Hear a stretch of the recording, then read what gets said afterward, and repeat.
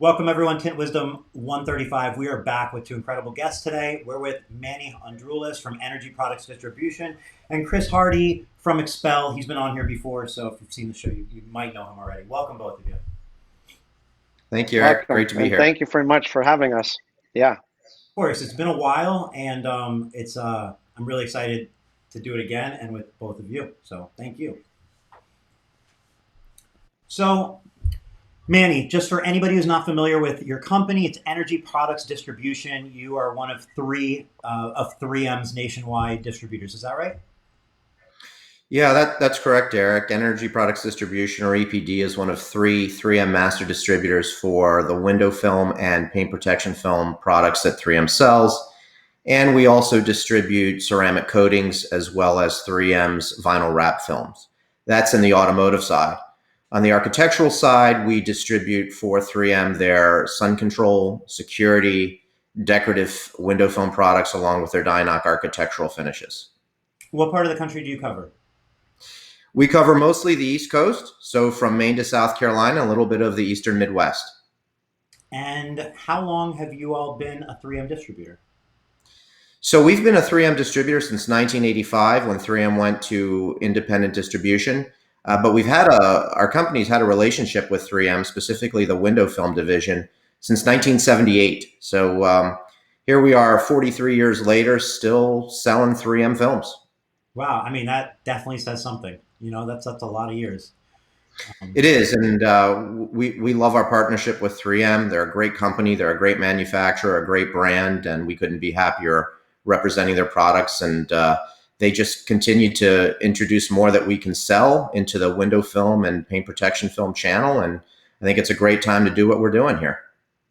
Yeah, and Manny, I got the chance to meet you through Chris actually. How do you two know each other, or you guys two friends? That's a funny story. Actually, maybe I'll let Chris answer that one. So I was kind of my normal douchebag self when I first met Manny. In essence, what had happened was I was traveling. Maybe it was up in Connecticut. I don't remember, but I remember I had Alex from Automobile Auto Salon in the car with me, and Christian was one of the trainers for Bray at one point, and he was telling me that the 3M distributor is inside All American Paint Protection with Brett and Tiffany, and they were doing some training on some Bray windshield protection products. And I called up Brett, who had me on speakerphone, and I was making a joke, and I was like, "Hey, like, kick that effing 3M guy out of that shop right now. You're not switching." Well, I and then he was like, "Oh, well, you can tell him yourself because he just heard all that. He's here with us, and you're on speakerphone." And I'm like, "Dude," and I really felt like a complete asshole. And so I asked Alex for Manny's cell number, and I text Manny afterwards, and I just said, "Hey, look, I'm really sorry. I hope it didn't come off like a complete douchebag. I was really just sort of teasing or kidding with you." And it was super cool because Manny texted me back pretty quick and said, "Hey, no harm, no foul. We should connect sometime." We were direct competitors and still are direct competitors with each other in the same area. And I had heard lots of great things about Manny, and he had heard lots of terrible things about me. And so we ended up speaking on the phone, and we ended up meeting up at SEMA, and we went to lunch together. And that's what I was telling you on a number of podcasts before, that everybody assumes that us as manufacturers or manufacturing reps, that we all hate each other. And the reality is that most of us actually get along really well with each other and have a lot of respect, mutual respect for one another. And obviously my respect for Manny and EPD is what I refer to usually Energy Products as. And of course his father, Jim, they're awesome guys, and they carry, as he said, great lines, and, great individuals to obviously stay in contact with. So when you had a listener bring up the fact, "Hey, why is XPEL always on the phone instead of these other brands?" And you're like, "Hey, I've tried to connect with these other brands." I reached out to Manny and I said, "Hey, I'm not sure if a 3M personnel could come on the phone, simply because maybe their hands are a little more tied with the legal ramifications, but would you want to do it with me?" And he was like, "Yeah, I'm totally in." So again, Manny and I have stayed in close contact ever since, and obviously we can't share everything that's going on in each other's respective companies, but we're pretty good to each other. Yeah, and I'll echo what Chris said. My recollection of how we met, it's a little bit softer than how Chris described. He's funny in the way he says it.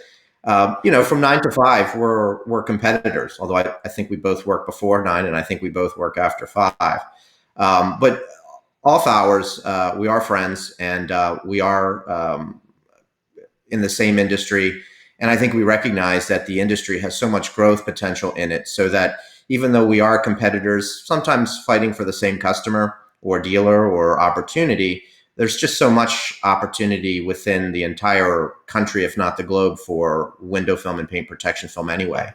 And so I have a lot of respect for everything I had heard about Chris and what he had done, because again, I would see it just in my own territory, because our territories overlap. And so when I got an opportunity to talk to him, and that was just by coincidence, I took it, and we got to talking, and I really like him, and we just stayed close ever since. So when he invited me on here, I said absolutely, love to do it. Well, thank you. And Chris, I mean, you're right. We did go on a good XPEL run for a while, but it's frankly because the people, Harry, yourself, Mike Burke, and some others, you just made yourself accessible, and you've been enthusiastic and like wanting to be a part of it. Manny, I appreciate you. I think you're the first person related to 3M or whatnot, or any distributor that we've had on here, and I appreciate you doing that. I'm glad to be here, and any time, Eric. And this is an industry I mean, literally, I think I'm trying to put the years together that you just mentioned, from when your father started with 3M, and then where, and so on. You had to have just literally grown up in this industry. Am I I right? did. I did, yeah. Shortly after I was born, my dad was seeking a new field. And just by chance, he happened to attend a trade show where 3M was having a booth. And at the time, and we're talking about 1978, they were soliciting representation for local dealers in the Baltimore area. And he took that opportunity, didn't know what window film was at the time. And with a lot of blood, sweat, and tears, he managed to be a successful dealer and continued to grow his service area from Baltimore to Washington. And then in 1985, 3M went to a distribution-based model, and they took some of their strategic dealers from across the country and asked them if they wanted to become distributors. And my dad did take them up on that opportunity. And here we are, 36 years later, distributing 3M window film and paint protection film and some other films and finishes from 3M. In addition to, as Chris alluded to, Bray windshield skin. Which is Oh, exterior, that's awesome. so on. Right. Yeah. And to your point, Eric, yeah, I did grow up in this. I mean, I learned to crawl on top of boxes of film. Um, and that's no joke. I do remember them as a kid, and having to play around them and things like that. And I always remember, growing up and watching my dad in the industry. Again, more so when I was young as a dealer, not so much as a distributor. But he'd always be focused on the next big building, the next opportunity. And keep in mind, this is the late 70s, early 80s. Window film and paint protection film aren't very well known now. Of course, they are pretty well known compared to what they once were. So imagine selling these products 30, 40 years ago, before the internet, before people knew anything about window film. And if they had any concept of window film, it was probably negative. And During basically after college, seeing purple tint and bubbles and like things like exactly. that back then, right? Yeah. Kind of just, Yeah. Whatever they saw on a car. And, you still once in a while see that. But I don't think even to this day, people outside the industry really understand what window film can and can't do, especially on the architectural side, where I think it's more of a technical sale. Whereas perhaps on the automotive side, it's more for aesthetics as the driver. But on the architectural side, it's very, very technical in scope. And to your point about sort of coming into the business, after college, I worked for General Electric. I was in their financial management program for a few years. and just determined that I wanted something different, and the opportunity presented itself for me to go work alongside with my dad, and I've been there ever since. Nice. That's pretty incredible. How many years were you at General Electric, you said? So the management program was 2.5 years long, or the training program was 2.5 years long. So I did my 2.5 years. Hmm. It was shortly after 9/11 happened, early 2002. I moved back from Connecticut, where they were based, back to Maryland, where EPD is based. Hmm. And I've been doing this ever since 2002. So I'm coming up on 20 years. And you could have potentially you could have skipped that management program, but I feel like those are things that you said 2.5 years, 3 years. Those are experiences you can draw on for the rest of your life. Do you draw on that like experience now in what you're currently doing? Yeah, I did. I think you're right, Eric. I mean, first and foremost, it's great to get exposure to different types of businesses, and being exposed to General Electric at the time, corporate America was a much bigger company than it is today, relatively speaking. And some of the things that I learned at GE, I took back with me into energy products distribution. Probably or specifically was the notion of using the internet for marketing. And again, we're talking about early 2000s now, where you'd be able to buy lists of data that met certain type of criteria and use that data to target certain types of end users. And I'm talking architecturally now, Mhm. and basically being able to do that on behalf of our dealer network, along with at the time, GE was making a very big push into the digital space. So making sure that our dealer network was digitally savvy. And what that meant 20 years ago was just making sure they had a website at the time. So yeah, I did take those learnings, and I think I applied them into our industry. And of course, I'm always learning, and I'm always trying to do new things. And 20 years later, though, the emphasis on digital is still crucial.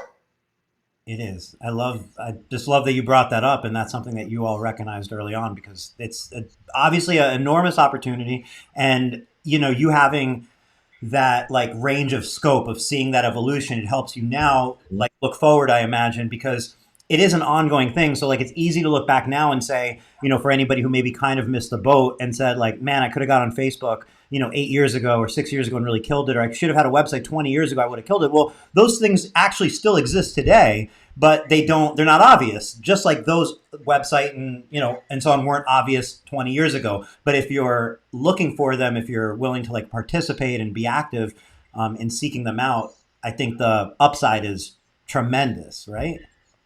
Couldn't agree more. I think from a distributor standpoint or a manufacturer standpoint, there's so much in terms of digital within the industry, and then there's so much in terms of digital outside of the industry when you're looking at end users or prospects and things like that. And I think the digital space changes so frequently that you can be an expert today but be left behind tomorrow. And I think everyone in business, and not specific to our industry, has to be able to, um, whether they do it themselves or they pay somebody to do it, always has to stay in front of the new trend, because it will change from day to day. And I think we ourselves at EPD are even guilty of that. Sometimes we fall behind. And when we do, we have to make sure we take 2 steps forward or 3 steps forward so that we continue to move in that direction, just because what works today digitally won't work tomorrow. But the whole notion of digital is here to stay, and it's not going anywhere.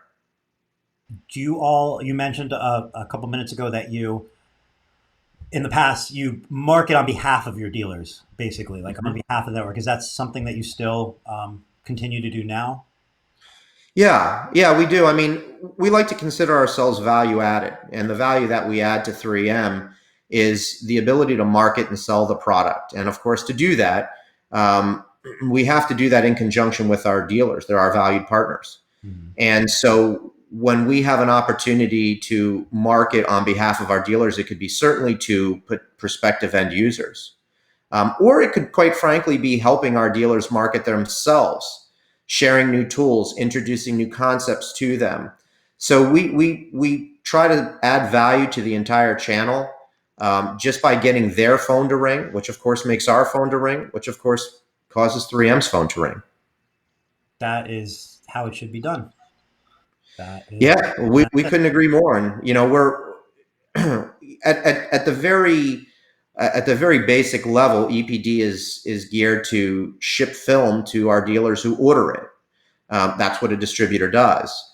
But in order to get that and accelerate that to happen, we have to help create that value demand for a product that's just not well known. Whether you're talking about window film, whether you're talking about paint protection film, whether you're talking about ceramic coatings, sure, an automotive enthusiast may know about it, a property manager may know about it, but go into a Starbucks and poll 10 people, you'd be lucky if you find one or two people that are really knowledgeable about what we sell as an industry. So speaking of that, and this question, really is I want to hear both of your thoughts on this. We've mentioned now, automotive window film, architectural window film. Then there's ceramic coatings and there's paint protection film. XPEL just released black paint protection film today or yesterday. Yeah. There's all these products. And if, my question essentially is, what would you recommend if somebody was coming to you and they say, I'm looking to get into the window film industry, or I have a small shop now. I'm looking to expand my business. Should I get into architectural? Should I add paint protection and ceramic coating and tinting? Should I do it all, or should I do where? Not obviously. There's huge opportunity in both. You can have enormous success in either or both. But how would you recommend somebody kind of navigates that, unless just the answer is as simple as do everything? Chris, go ahead. I'll defer to you. You can take it first if you want, or I can. No. It is a tough question that I'll gets asked. It is a tough question that gets asked, and sometimes we're actually directing the person when they're asking the wrong one, right? A lot of it has to do with budget. And, I think that for me, my suggestion is that paint protection film takes the longest to really master. It is the hardest of the disciplines to get there with, and it's also the most expensive between the film costs and the brick and mortar operation and how that's got to get set up and plotters and all the rest of that jazz. So unless the person's got both the time and the financial resources, I don't think paint protection film is the right place to start. I think that flat glass is something that every shop should try and do, and the main reason is because it's fairly easy to do in comparison to some of those other disciplines, although obviously it does take some serious expertise, especially like Manny was talking about earlier, understanding technically what the client actually needs to accomplish what they're trying to get done. But because there's just huge profit margins in flat glass, right? And so you don't need a brick and mortar operation to have flat glass. You do need, great digital space. You do need to have great understanding of the products, the lineups, and therefore what would satisfy that client's needs. Paint correction and coating is obvious, and that is again another one that's fairly easy to learn and fairly inexpensive. You can go to a good class for paint correction, 3-4 day class for paint correction, and you are going to come out with the ability to start selling that work right away. And of course, if you added coating into it, the same thing. Tint, again, for automotive line, it definitely requires a fair bit of training in comparison to the other two. But yeah, I like to try and work with the prospect and understanding what is their financial goals, what is their business goals, what does the business want to look like, what is the business model want? Are you looking to employ a bunch of people? Are you looking to have a massive operation in terms of both size of shop and people? And at the end of the day, try and custom tailor the answer to them, if that makes sense. I'll let Manny go ahead now too. Well, I think you summarized it well, Chris. I mean, I would say this. I would say a lot of it depends on barriers to entry. I think each architecturally versus automotive has different barriers to entry. And relatively speaking, everything we do has low barriers to entry compared to other industries. I also think the installation of the product has to come into play. Anything you do architecturally tends to be flat, which is a lot easier than anything you do automotively, which tends to be curved. On top of that, somebody getting into business tends to be doing things on their own and wearing many hats. And I think the more opportunities you chase, the less successful you will be overall. I think it requires a certain focus to be successful in one, to the point where you can scale that business and then maybe start looking at diversifying it. And I would say this as well. I think the transition from automotive to architectural seems to be easier than the transition from architectural to automotive for somebody looking to do the opposite. And the reason I say that is because I think the automotive space tends to have some headaches that aren't there in the architectural space. And so those headaches are a lot easier. It's much easier to go to something with less headaches than it is to go to something with more headaches. But ultimately, you have to be able to make the business work so that you can put food on the table. And each of those products, architectural versus automotive, has different pros and cons associated with it in terms of profitability. Architecturally, you may have a much longer sales cycle. Architecturally, you may have to wait for your money. You may have to put money on the street and finance installations out there. On the automotive side, you may have a shorter sales cycle. You may get paid right away. You may not like consumers in your shop breathing down your neck, watching everything you do and take a magnifying glass to it. So everything's got pros and cons. And I think the individual candidate has to be aware of what those are and make the decision that's best for them. But in summary, I'd say focus on one, become a master of it so you can scale that business and then ultimately diversify before doing too much diversification at once. You see how much better he is at answering these sort of questions than I am? Well, I literally should just, I should just be like, let's just turn the table over to Manny from here on out. Well, he let you go first. That was beautiful. Beautiful, buddy. Beautiful. Thank you. Go first. Get you out of the way, and then you came in. I mean, perfectly said. I think if you have problems in what you're currently doing, meaning you're not able to scale it and, like maybe you can't staff or spatial issues or something like that, to move on and add something else you're adding to your problems, you should master what you're doing first, master one thing, move on to the second.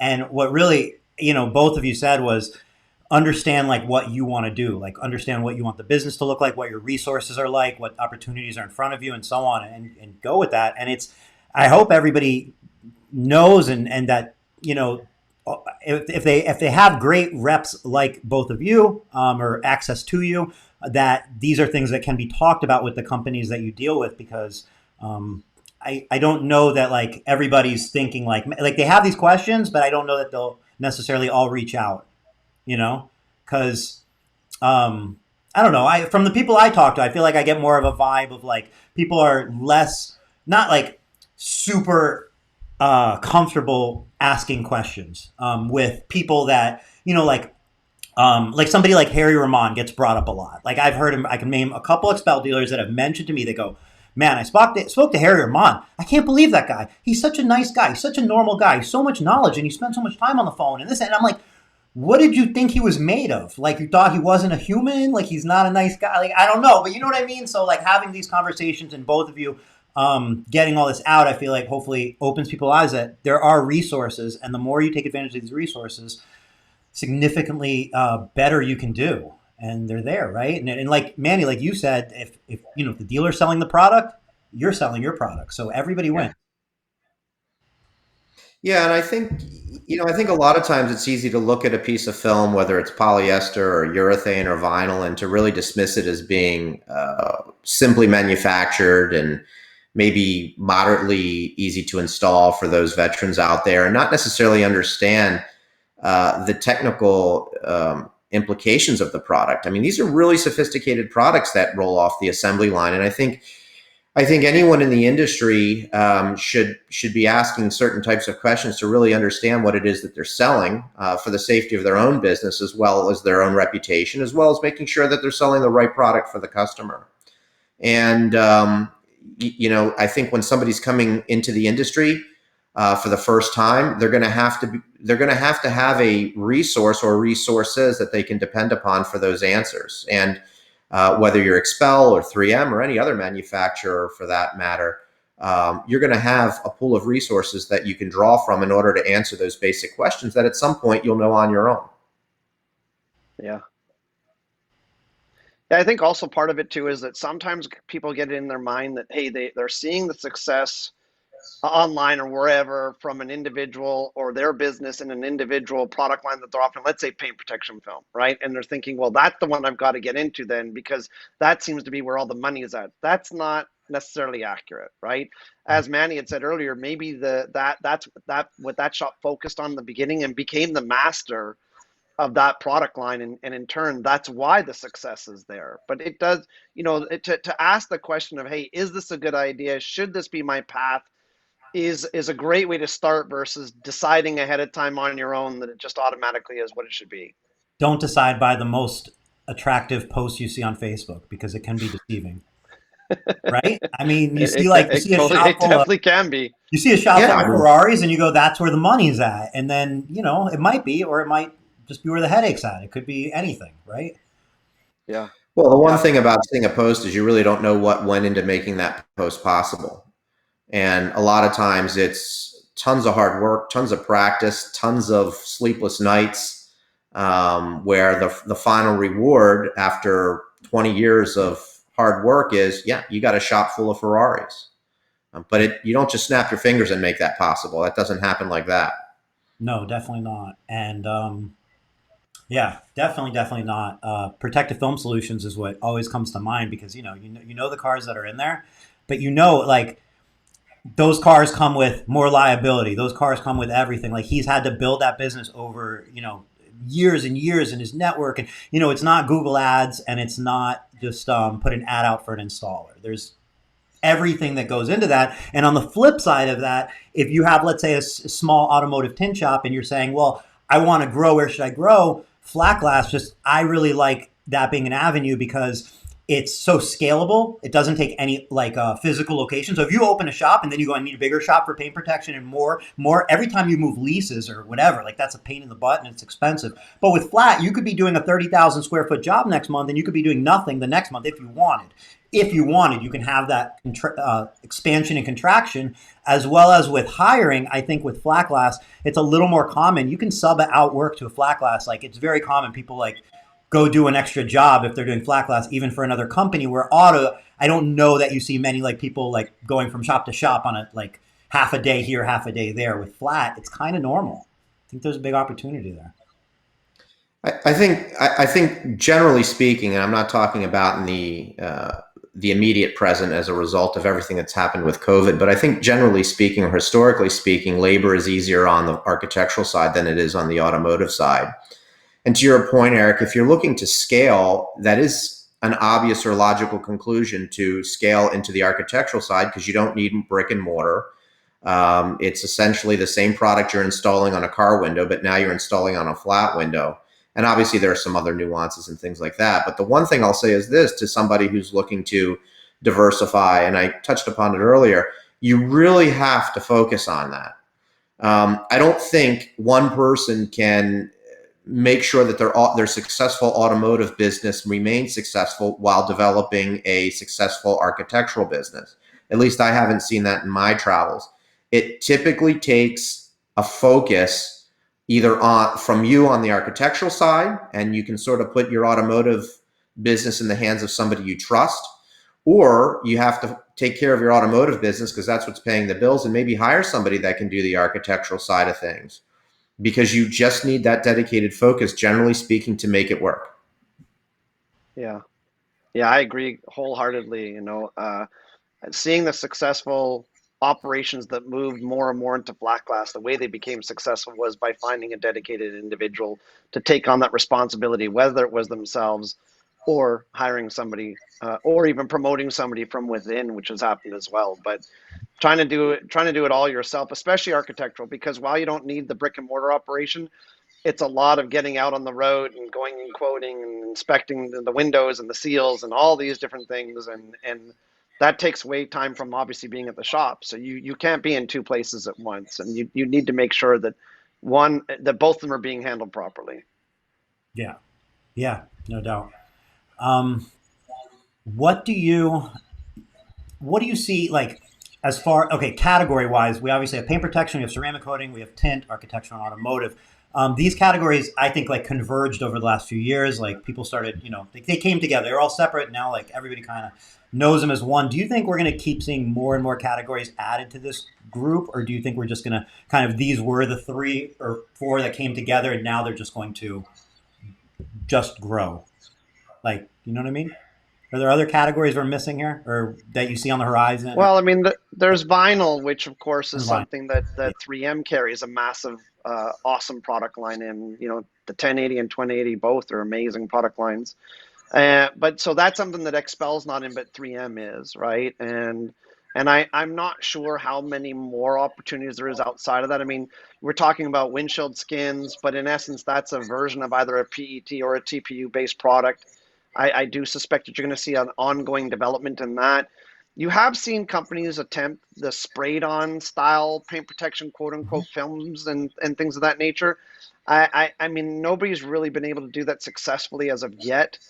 Maybe that ends up coming around, maybe it doesn't. Where I do think you're going to see is just more involvement in the products themselves and the installation abilities and the ease of installation. You know, I think that you've got a lot of companies, obviously 3M, XPEL, Eastman, constantly on the gas, trying to develop more product lines and or easier product lines to use and try and one up the competition, because at the end of the day, you know, we know who our major competitors are. It's us, it's Eastman and 3M, and they're aware of it and vice versa. And the three of us are constantly battling for you know, a level of supremacy in any one of those fields. And so I'm not sure that you're going to add a whole bunch more different product lines to it.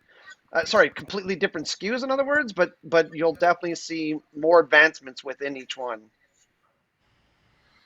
Yeah, I think Eric, you raise a great question. I mean, these various categories were historically siloed, and they sort of came together within what I would call the window film channel, just within the last few years, where sort of a lot of automotive window film dealers started to embrace paint protection, which was previously siloed and maybe left to one man bands traveling in their van, going from house to house or dealership to dealership, installing PPF on different cars. And now that's sort of been brought in house into the automotive window film dealer space.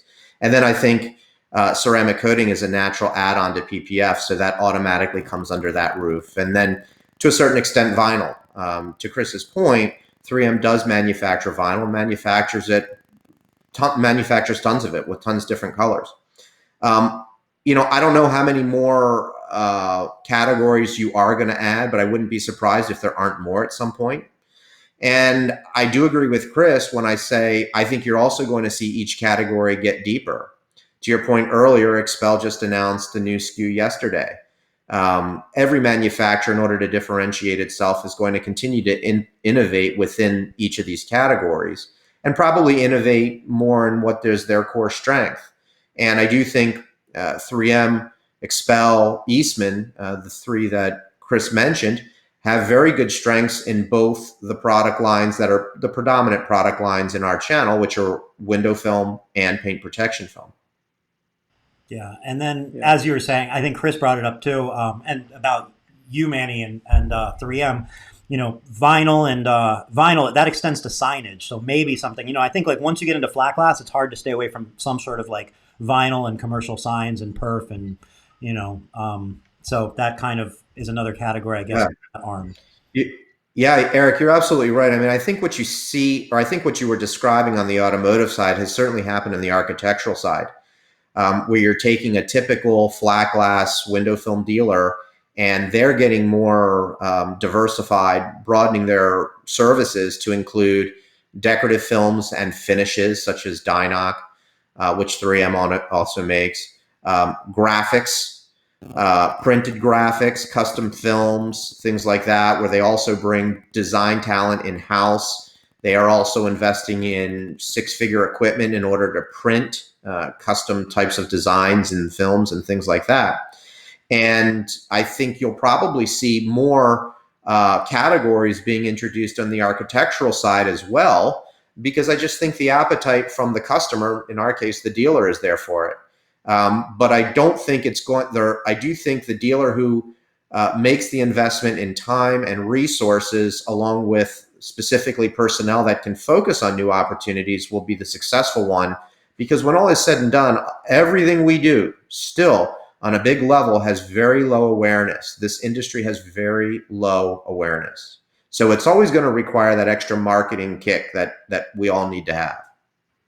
Yeah. What do you think the biggest challenge across dealers, like, both of your dealers that you see, what do you think the biggest challenges that they're facing, like, right now? I'd say labor, and Yeah. I think that's historically a problem, but I think it's a lot bigger problem right now. And I think I don't know that there's any relief in sight yet to that. And I think that will always be a struggle. Maybe not as bad as it is now, but I think it'll always be a struggle.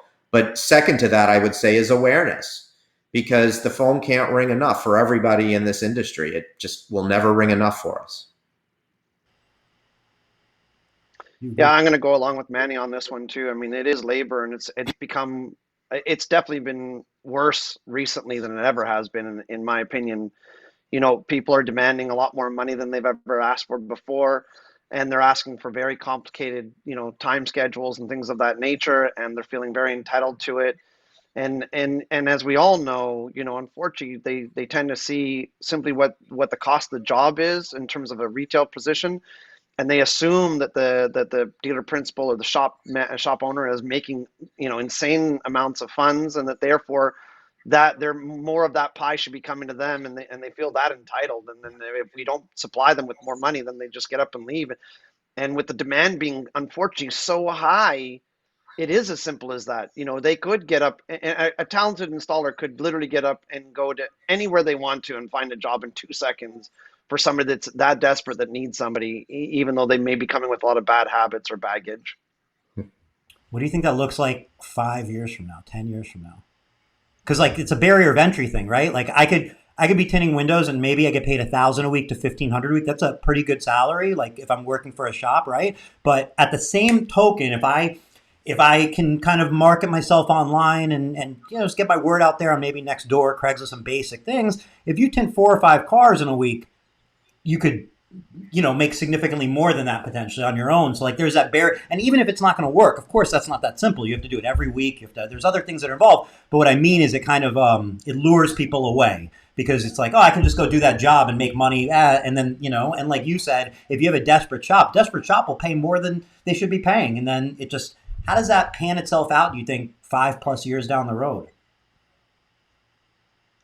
Any guesses? I don't think it will, and I think that the reason is what Manny has been talking about quite a bit in this call, and as we have earlier in other calls, and that is that the awareness of especially paint protection film and architectural products is is is growing at an immense rate right now, but it's barely touched the tip of the iceberg. I think that automotive window film is obviously a fairly well-known commodity at this point. It's very rare that, especially in the southern states and stuff like that, that's not almost always automatically the first thing that a customer is getting done to a vehicle if it doesn't have it on it already. You're seeing an insane amount of preloading going on for that reason. But paint protection film is doubling and tripling every single year, year over year, and architectural film obviously is as well, and to some extent, obviously, so is ceramic coatings too. So I'm not sure that you're going to see unfortunately, a change in this. When accounts approach me and they say, "Hey, how do you find really good installers?" I say, "I don't. I look for somebody that has no installation experience whatsoever. I train them from scratch in order to not have to deal with all the headaches that they might be coming with or baggage."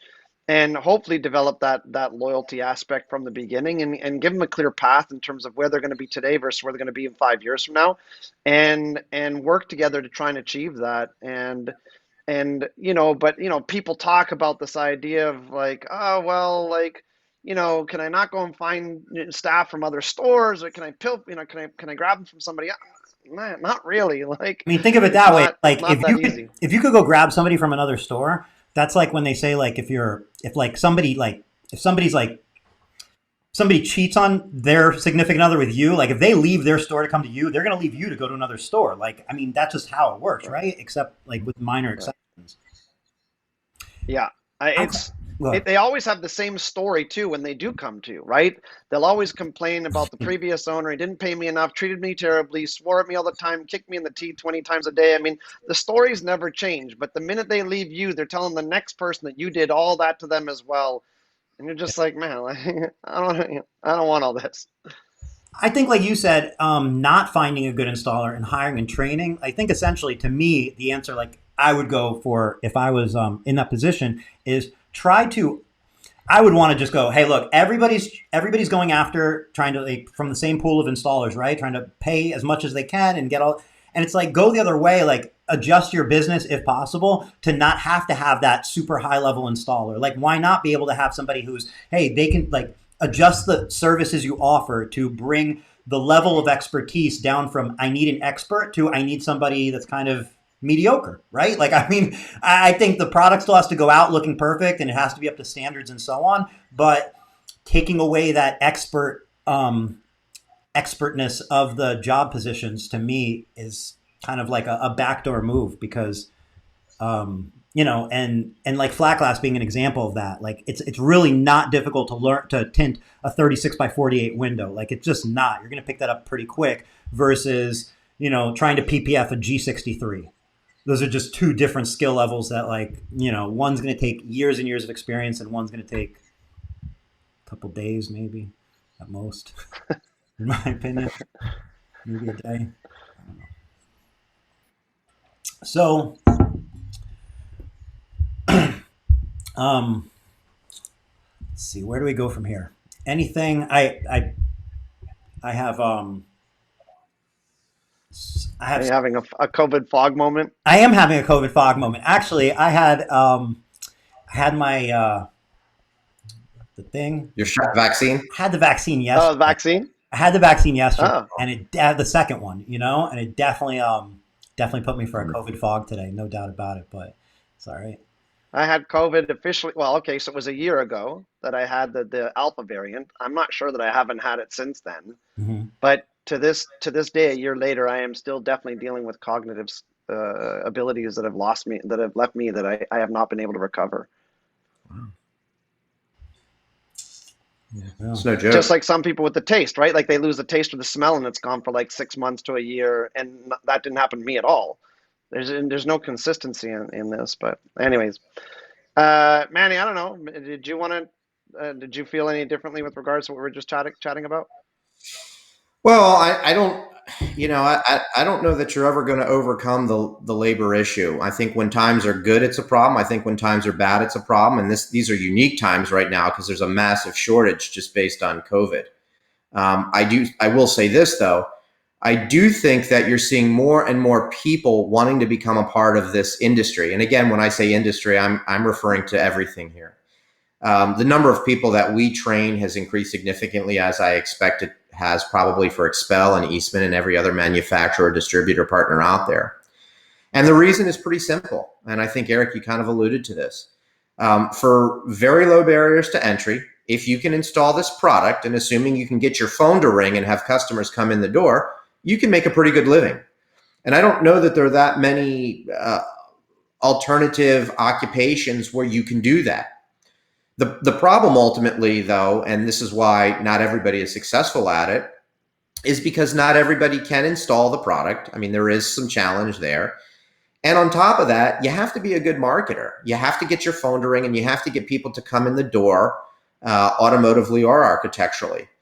And I think sometimes we tend to forget about the importance of marketing just because we take for granted that everybody knows what these products are when they really don't. And to Chris's point, yeah, I mean, I think there are pockets of the country where people know automotive window film and, somebody may understand what window tint means at a very basic level, but may not understand exactly how it can solve a problem that they have. Sometimes they don't even know that they have a problem until you can explain to them that they have a problem and make them aware of something for which you offer a solution. And so I think the marketing aspect of things is something that often is overlooked as well. And I've alluded to that many, many times. So I think what will happen though is as people get trained and know and develop a knack for installing the product, if they're not successful on their own, maybe because they don't have the desire to do it, to be their own boss, or maybe they're finding it challenging or they don't want to deal with the certain headaches that every proprietor has to deal with, then they start looking within their industry for job opportunities. And before you know it, your dealers have somebody that they can hire. So I suspect the more people that we can train as an industry, at least to know how to install the various products, the more successful our customers will be and not have labor as their number one problem anymore, though I always suspect it will be an issue. What about, like, you mentioned marketing being overlooked, which I mean I totally agree with you, and then also obviously there's a lot of training from both your ends on window film installation. Are there any like marketing resources like beyond the printable and downloadable resource, like as far as training goes? If I'm one of your deal, if I'm one of your dealers and I come to you and I say I need a website, I have a website, it kind of sucks, I don't know what's going on, I need help, what do I do? What kind of resources are available for dealers if there are currently any now? Chris, you want to go first? Sure, I'll go first. So I mean, and I'm sure that EPD's got a lot obviously up their sleeve too. We have a number of things. One, we do have a digital marketing program. So we actually have an in-house program that can take over your Google search engines and things of that nature and run that program for you. Now, it's not free and there is qualifications you need to meet in order to be able to capitalize on it. Our dealer conference, we always have that as a topic. One of the breakout sessions is specifically marketing. Usually, one of the main speakers at the dealer conference is covering that also. And then we've got a lot of internal references. We have our own internal marketing department. It's quite large. We've got people that specialize in Instagram, specialize in Facebook, specialize in Google, things of that nature. And we have outside resources too, where if somebody needs something more specific or really fine tuned, we can refer them to specific individuals. And and we've also got some great partners, as you know already, right? We've got one of the greatest marketers as one of our partners, and that's Mike Burke. Like that guy's marketing is out of this world. I don't know of anybody's organization on an independent organizational level that's anywhere close to that. So, yeah, we've got definitely a few things to draw from, and but I'm sure, as I said, that EPD and 3M. I mean, I've said this before on this podcast. I mean, 3M. Like, what human being on this planet does not know what that logo means? Like that their marketing has been unbelievably successful just in that standpoint alone, and that's why I always would recommend when shops reach out to me and like I'm like, hey, I'm sorry, but I don't have room for you as an XPEL dealer, unfortunately. But quite often they'll say to me, well, then what's your where should I go to next? I straight up always tell them 100 out of 100 times. My next option 100% is going to be 3M, and the reason why is because if you're trying to build a business, you don't have a reputation that you can draw from to be able to sell as well as you'd like to. So by partnering up with a company like XPEL or 3M, where they're doing so much in consumer brand awareness and product specific training and things of that nature, I think it's much more beneficial for you. And like, no disrespect to Eastman, because I know that Eastman is an absolute amazing company, but for me, I feel that 3M has crushed them in the marketing field. But I'm taking part of what Manny probably would want to cover himself, so I'm sorry. No worries, Chris. And no, thank you for that. I mean, like XPEL, I think 3M and its channel, in my case, Energy Products Distribution, do a lot to market, do a lot to educate. I think first and foremost, if you're new to the industry, the first thing you should be doing is investigating the resources of the IWFA. And the reason for that is because those learnings are not manufacturer specific, and you can learn a lot about the product. You have to learn a lot about the product in order to market the product. And I think from a marketing standpoint, what we do at 3M and what we do at EPD is we ultimately make it our mission to help their phones ring. And that really means marketing. And so we have something very similar to what Chris described. We have a digital marketing company that we partner with our dealers to help them improve their digital presence, from their website to their digital spend, to their ads, to tracking the success of them, to having monthly reviews with them to see what's working and what's not working. Because we want to make sure that our dealers are number one in their market in terms of being noticed. And I'm sure every manufacturer wants that too. I also think that we do some things in terms of marketing, not necessarily on behalf of a dealer, but in that dealer's market, which can benefit more than one dealer. So if we see certain opportunities or market conditions that are favorable in a given geography, we may either work with our dealers and pool resources to market to that area, or do something on our own and feed the leads directly to our dealers. But when we look at marketing, you also have to look at the additional support, which also does play or excuse me, which also does mean education. And again, I go back to what I said earlier. You can't really market what you don't understand. And I do think there's a lot of misconceptions within the industry about what film can do and what it can't do, how it's made, how it's not made, what you can logically expect to how it to perform, and what's unrealistic expectations. And so the things that we do to make sure our dealers understand what the product can do is 3M has training modules that are available for architectural and automotive customers to understand the product. They offer an annual conference like XPEL does that Chris mentioned. We also offer regular webinars. 3M hosts theirs, we host ours, along with just little mini workshops that we have for dealers. In fact, just last month, we had a workshop where 5 of our newest architectural dealers traveled to our office in Baltimore, and we spent 2 days with them making sure that we could get that they understood the product to get up and running and be successful, and how to market it so that their phones would ring and they'd ultimately buy film from us. So I think it's a lot that goes into helping a dealer become successful. And I think there are a lot of times where dealers don't take advantage of all these resources that manufacturers go to great lengths to provide. So valuable. And if you're with a manufacturer that provides those resources and you're not taking advantage of it, change that. And I think it's important when people like think about what films they want to carry, that they also consider these resources, because it's not just film, it's the progression of your business throughout years and years. And those resources are beyond tremendously valuable. You mentioned the IWFA. Is there any like standout reasons? Because I think there's a lot more tinters not part of the IWFA than are part of the IWFA. Yep. Is there anything like standout like reasons why people may want to consider joining it? Well, I think there's an obvious one, which is having some sort of accreditation to the industry governing body. And I think that's relevant whether you're a plumber, an electrician, or in the window film industry. And so, of course, that for us is the IWFA. But as I mentioned earlier, I think they have a lot that I think they teach a lot that you can learn, and it's not manufacturer specific. And so you're not learning, you're learning the product from a generic standpoint. You're not learning the product based on marketing buzzwords that may resonate to show what the sizzle is of a product, but not necessarily the steak. And I think that's something that we just don't do enough, where we sell the steak instead of the sizzle. Because, and again, I'm probably focusing more on the architectural side of things. I think you're going to see the architectural sale get a lot more complicated as time goes on, and because there are a lot of macroeconomic factors that are going to contribute to that. I think first and foremost, at some point, utility costs will rise again. Everything else is. I think you have a renewed focus on energy conservation coming from Washington.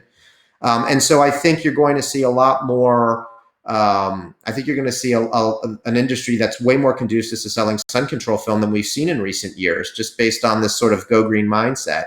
And I think the sale for that is a lot more complex than people are either used to or aware that it could be that complex. And I think in order to be able to participate in those opportunities and close those opportunities and capitalize on those opportunities, your level of education and sophistication within the industry is going to have to increase, so that, the IWFA is a great place to really start to increase that level of education and sophistication.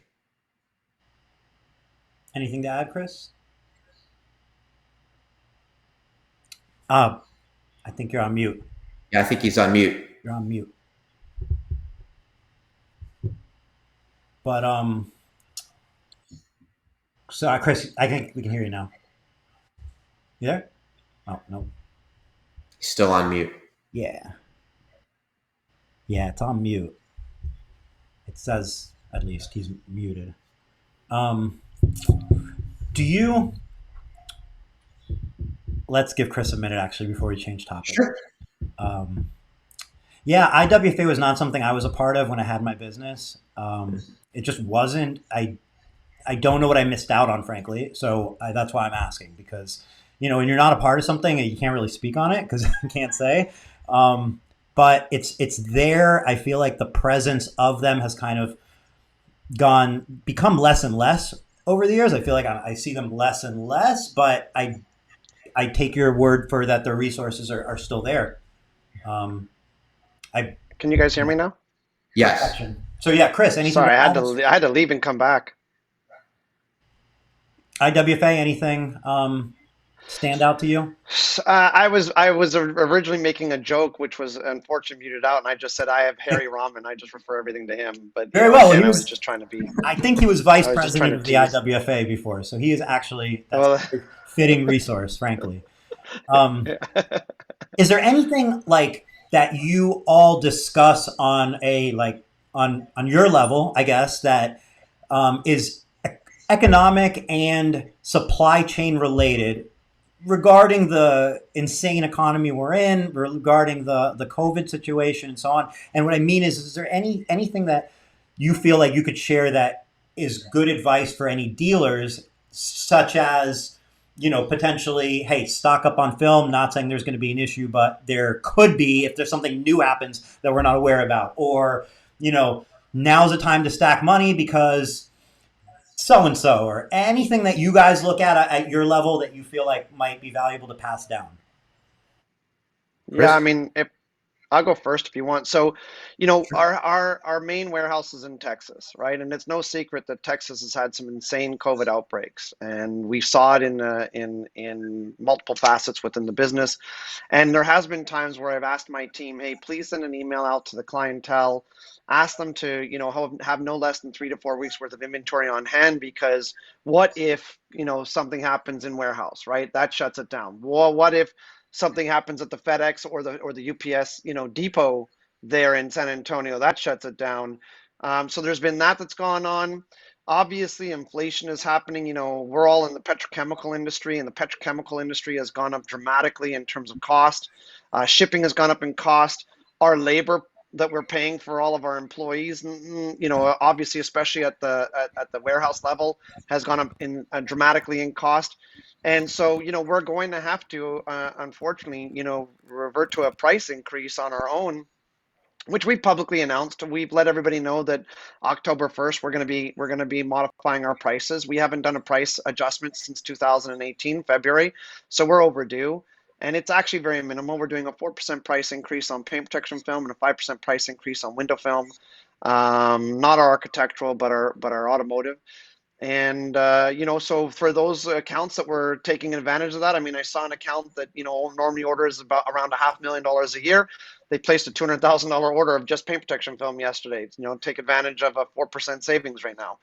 But yes, if I see something where I think it's, even though it might be in the best interest of the company to hold off a little bit and try and gain that margin, I think that us successful individuals in the sales side, and I'm sure Manny is no different, look after the clients first and foremost, and look after that relationship. And so I'll make recommendations based on what I feel is genuinely coming down the pipeline. I mean, these are definitely strange times for sure. I mean, I in my lifetime, I don't think I've seen a period of inflation like this. At least I wasn't cognizant of it, and I'm certainly aware of it now as somebody in their 40s. And I think you're just going to see prices rise in everything we do for the immediate future. I think in terms of I think in terms of manufacturing, you have supply and demand issues. You still have great demand, but you have supply issues that are related to COVID. Anything can throw off supply. Anything. As Chris mentioned, it could be a warehouse. It could be UPS. It could be someone who runs the machines got sick today and they couldn't open the factory. So anything can disrupt supply. And of course, you still have demand. And of course, that's going to create upward price pressures as well. And I think that every manufacturer, whether you're talking about window film, paint protection film, or any widget whatsoever, is going to be facing these similar types of production issues. And so my advice would be, and it has been, don't buy film for today, buy film for tomorrow, assuming you can afford it, because you don't know that film will be there tomorrow. Now, I will say this, I think that there have been times throughout this pandemic where supply or fulfillment has evened out, and you think, wow, I can breathe a sigh of relief. There's film again. But the slightest thing can disrupt that to where there is no film. So today there's film, but tomorrow there's not. And it's out of everyone's hands just because of everything that's going on. So that's why I just say, if you can afford it, buy film for tomorrow, not just for today. Yeah, I mean, the money sitting in your bank account, if you're in the window film business, instead of having the film on the shelf, it doesn't quite make sense because before you're in business, you had that money in your bank account, and then you spent it on window film to get into business because you can turn that into money. So, like you said, if you can afford it, buy it. There's no reason not to. You're going to use it. It's not going to go bad in Yeah. 6 months. You But and you'll somebody gain else can. share against the guy that doesn't.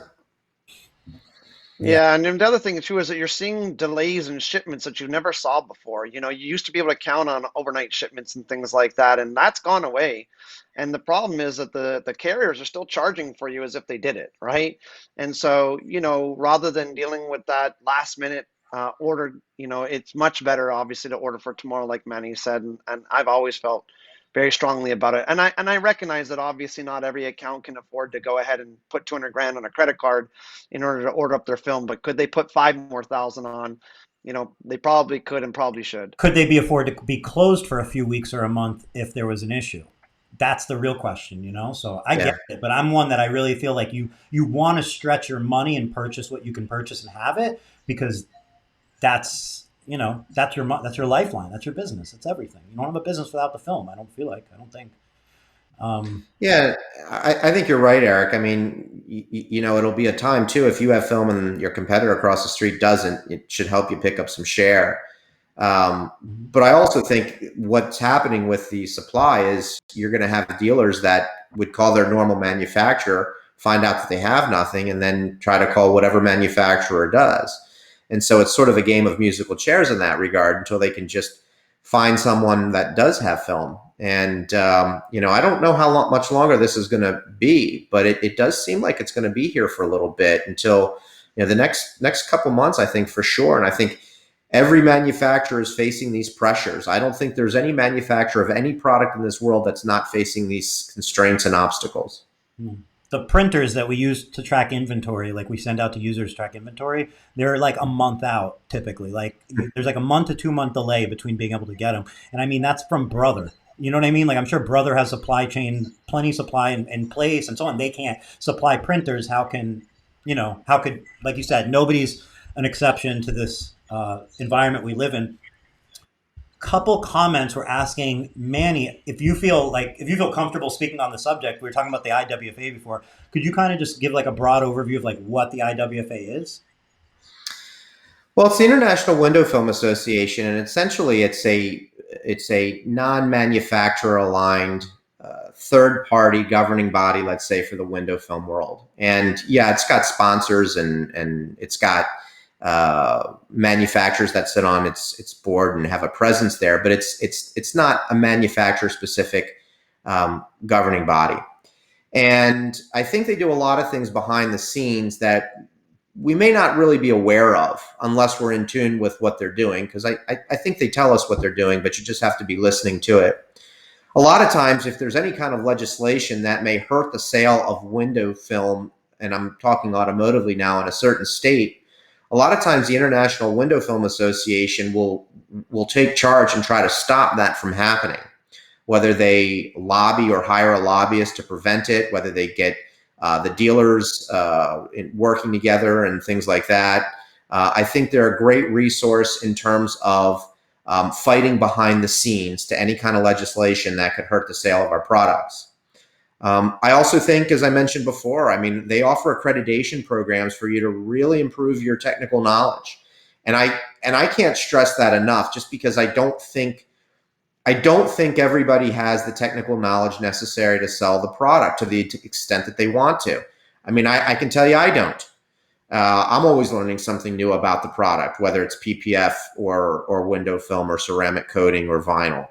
And so they're a great independent body to learn. They offer accreditation programs that I think if you pass their course, you get to wear that distinction on your business card, on your email signature to say, look, I'm third party accredited here.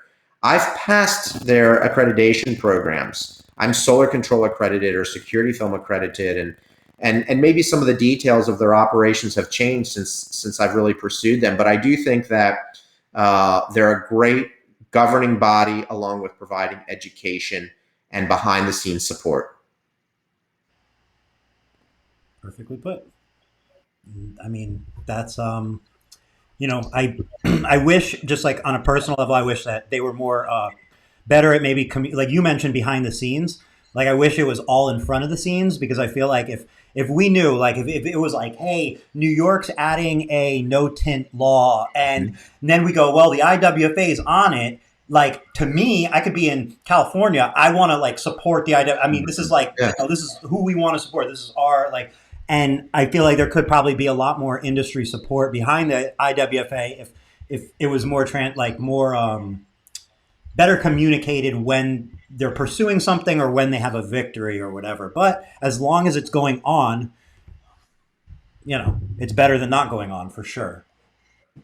And the resources part really is I think tremendously valuable, because like you said, these are not, you touched on it a little before, you're not learning taglines that are meant to sell the product. You're learning fundamental knowledge of the product, unbrand related, and those are very two different things. Because like one of the obvious ones is like when something says like 98 infrared heat rejection.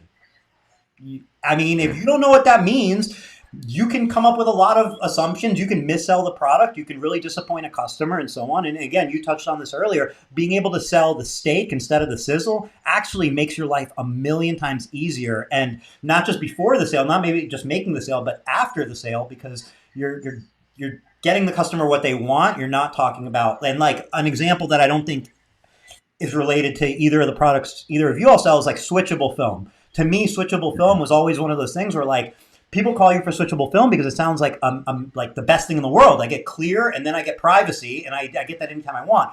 But if you don't talk to them about the haze that is there, it's just part of the product. There's a haze. And if you don't talk about the longevity of the product and so on, if you don't mention any of those things, you can really create a nightmare for yourself where you're taking a product that has a place in the market, but you're selling it to a point where maybe it doesn't look like, I don't know, it could be perceived like you're selling like a junky product, where you're not. You're selling a technology that every technology has its ups and downs, right? Like Right. it all comes with a cost. You don't get it. There's no perfect anything that I know of. Well, I think I'd like to touch upon something you just said, Eric, about sort of the infrared heat rejection number, and I think that is I think that is a marketing buzz term that a lot of manufacturers embrace, and I think a lot of dealers use those numbers and don't necessarily understand what those numbers really mean, and don't necessarily explain it to the consumer properly, and not because they're trying to mislead, Right. just simply because they may not understand. That's a marketing buzz term. And if you say it to somebody, then somebody's going to think if you install window film, you're going to block out 98% of the heat coming into the house or their car. And that's just simply not true. And unfortunately, I think that term gets thrown around in the sales cycle. I also think it gets thrown around in social media within industry forums. And I think it can be sort of a red flag in front of a bull to some others.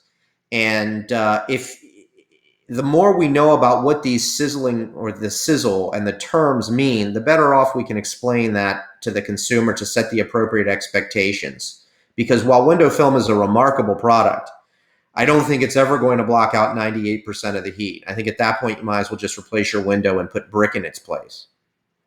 I mean, right? That's like one of the things that I've had to bring up to customers before, was to bring their expectations in line. Like you said, basically, I'd go, hey, what if there was no windows here? Would the room be hot if there's no ventilation? Like you have a garage, right? Like you have a closet with no ventilation. Like the window, you can't, it's not an air conditioner. And to your point too, with the numbers, like who hasn't looked at a spec sheet at some point, probably the beginning of your career, but looked at that spec sheet and go, there's a lot of numbers here. Which one's the one that matters to the customer?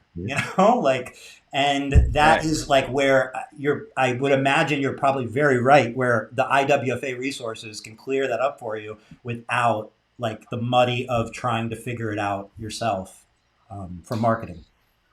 I mean, when we train any kind of new participant to the industry and we try to explain what those performance stats are that you alluded to, Eric, on the sample card or on some sort of chart, there are a lot of numbers and it looks overwhelming, especially when you look down the page and there are a bunch of numbers, and you look across the page and there are a bunch of different stats, and then you see all these numbers here. And what do you know to zero in on, especially because you're new to this? What do you care about? What does the customer care about? Do you even understand what these numbers are? And I think every manufacturer or distributor needs to make sure that those representing their products do understand what these numbers mean. But it's so confusing that it may take you 5, 6, 7 times of rehearsing these numbers with a new dealer candidate before they really understand everything. And so between what we do, between what other manufacturers do, between what they can learn in training modules or online or the IWFA, they should hear it enough times where they understand what these numbers mean and therefore can explain what window film can and can't do, or paint protection film for that matter, or ceramic coating for that matter, or vinyl for that matter. Anything to add, Chris?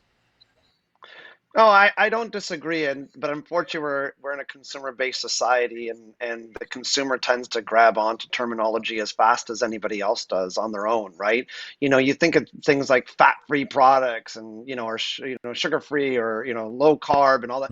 And at the end of the day, these are just fad terms that have been generated by somebody and they've worked, and that's why they're being grasped. And while I agree with Manny that obviously there is a level of expectation that you should understand this, especially from a manufacturing rep, if you've got 20 stores down the line that are only talking about IR and you try to be that one store that's not talking about IR or trying to explain IR in detail and why your IR number needs to be more paid attention to than the IR number from another manufacturer because they're not displaying it over full bandwidth or something, like you can get lost in that, right?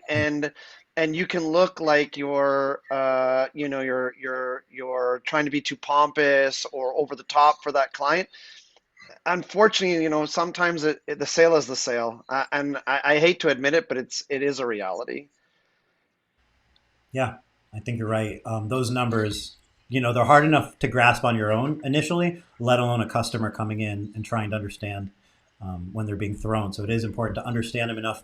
Like they say, when you truly understand something, you can explain it simply. And I think that's the goal when it comes to the sales. Manny, you mentioned Facebook groups being kind of, you mentioned regarding the IR, but in general, the Facebook groups, from your perspective, are you active in them, like the window film Facebook groups? And Chris, it goes, is there like, I'm curious your perspective. Like, do you, and I don't know, this could be like, I don't want this to be a load, like, because you're not active in them. Like, you're gonna be like, this is why I'm not active in them. But I guess, like, I'm curious, like, if they play a significant role in the distribution and sales and so on, if there's an opportunity there, or if there's a reason potentially why it's better to maybe stay 10 feet away or 5 feet away. Yeah, great question, Eric. When I say I'm not active in them, I'm not active at writing, but I'm active at reading. I like to see what's going on because it helps me understand who's doing what. And, I can see it architecturally as well as automotively. In terms of why I particularly don't participate or reply or engage, it's very rare that I do. I certainly will if, somebody tags me and I'm aware of that. I certainly want to give them the respect of getting back to them. But I think a lot of times, I think a lot of times it's hard to participate when you're not a manufacturer. I can't speak on behalf of 3M because I'm not 3M and I would never want to do that. Although I do feel like I can speak properly about their products. And so a lot of times the types of questions that are being asked that I would probably have to participate in really need to be addressed at a manufacturer level. And I've just seen times where if I participate, I think there's some people out there that just, want you to be able to provide an answer that only a manufacturer can. And I just simply can't do that because I'm a distributor for a manufacturer, not the manufacturer. Yeah, on my end, as you know, my dad had passed away in April of 2020, right? And I decided after that to take a break from Facebook and Instagram. My accounts are still there. People still add me and I still add them back, and I still can respond on Facebook Messenger. But myself personally, I have not been active on social media since then. That said, I do know that Dean Mitchell and Jeff Phillips and Dave Dillinger, all three on behalf of XPEL, are in quite a few different pages and do actively participate in them. And, one of our stance is that, look, if you're speaking negatively about any manufacturer, you need to stop. We don't want to see that kind of negative, sort of commentary or post going on in any of the pages at all. And our guys don't engage in that stuff other than to try and maybe help the other manufacturer out or correct the person. But yeah, they're important to us. We have found them very valuable, and we've definitely gained a lot from being active within them, and that's why I don't think you'll see that change from XPEL standpoint. If you had, go ahead, Manny. Oh, I was going to just echo what Chris said. I mean, just from my independent perspective, I think Expel's done a marvelous job of social media engagement. I think I think they I think they set the benchmark for that. And it's I know they do a great job of engaging without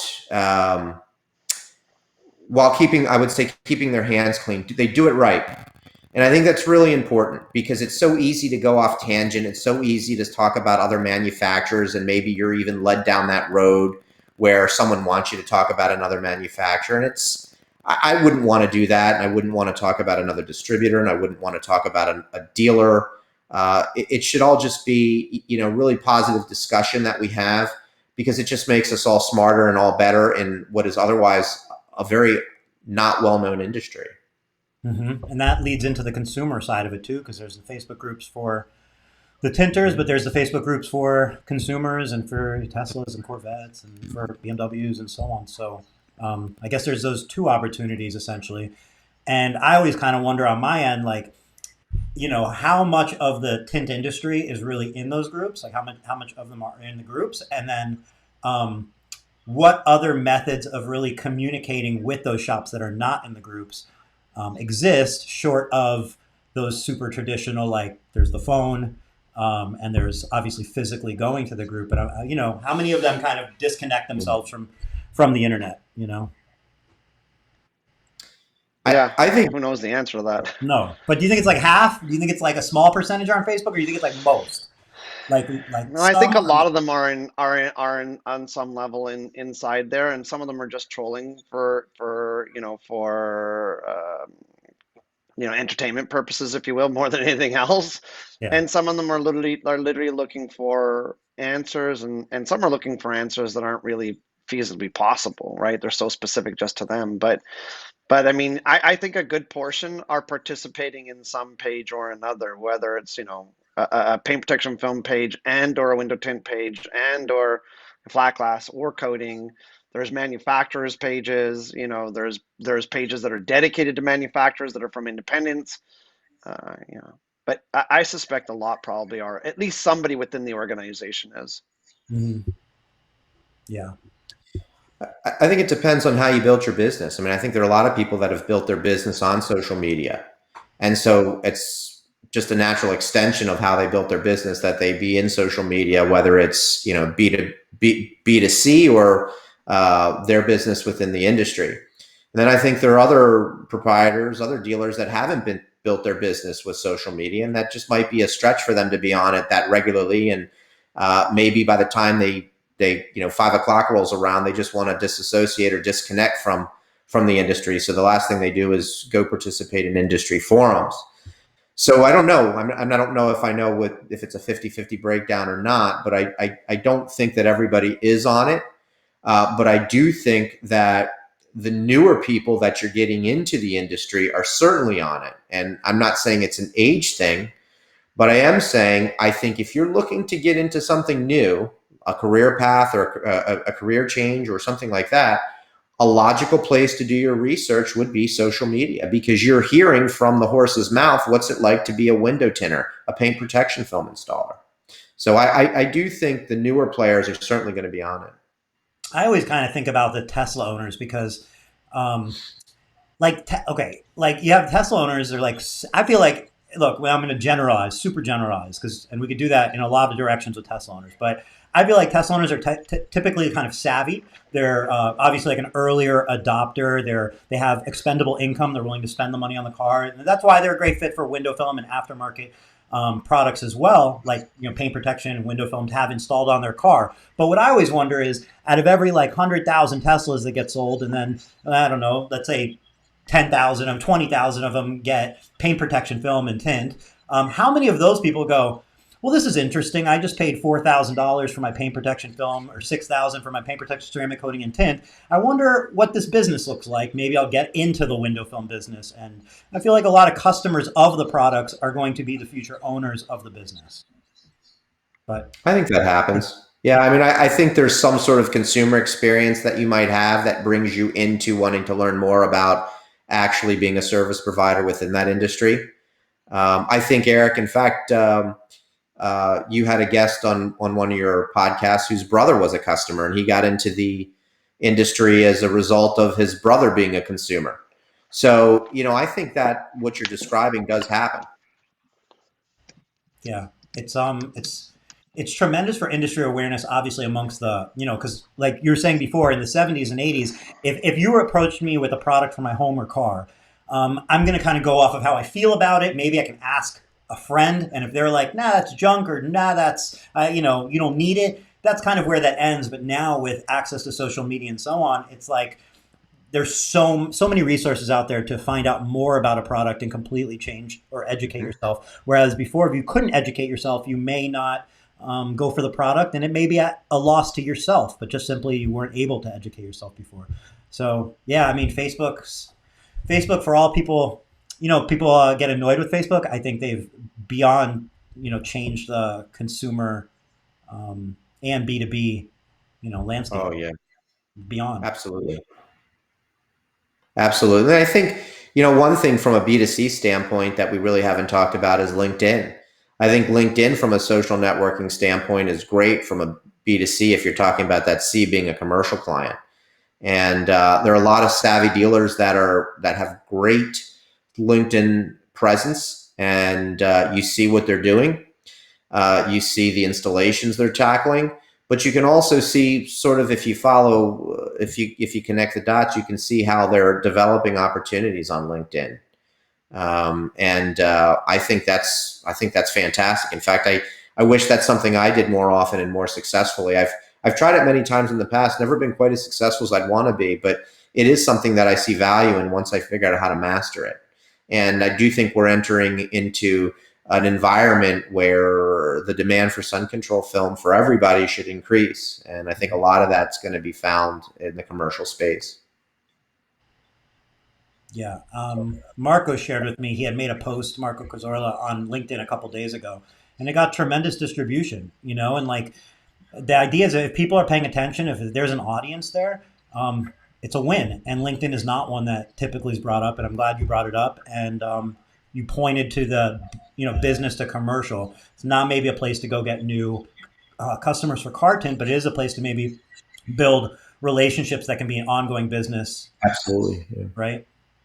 Absolutely, Eric. Yeah. I mean, I think it's all about the relationships, and those are found on LinkedIn. And the sales cycle is going to be long, and a lot you may come up dry. But I think it's a great place if you've got the mindset for social media. I think LinkedIn is something that often gets overlooked by the industry as a whole, and it probably shouldn't be. Yeah. Chris, you do any LinkedIn? Stay away. I'm on there, but I like Manny. I haven't mastered it at all. I've had people reach out to me through it and stuff like that, but I haven't done any sort of digging or prospecting through it. Mhm. So I know that we have a department at head office that focuses on any form of media content that they feel is relevant, and LinkedIn I know is one of them, but I'm not one of those individuals involved with it. Me neither. But to that point, you're right in the sense like there's opportunity in all of and basically all social media, but you do have to really dig in and master it. You're both, you have to dig in and master it because at the top level, like, it's just going to be a lot of notification emails and friend requests or whatever. Exactly. Um, I'm just reading through the comments. Is there anything else that we didn't discuss that either wanted to get out there today? I'm good.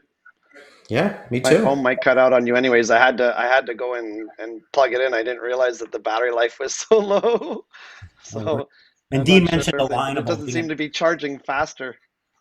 yeah, I know what you mean. When you're using it, it doesn't seem to charge fast enough for the usage. Dean mentioned alignable being another good one for commercial like LinkedIn. So um, check that one out if Yeah. so on.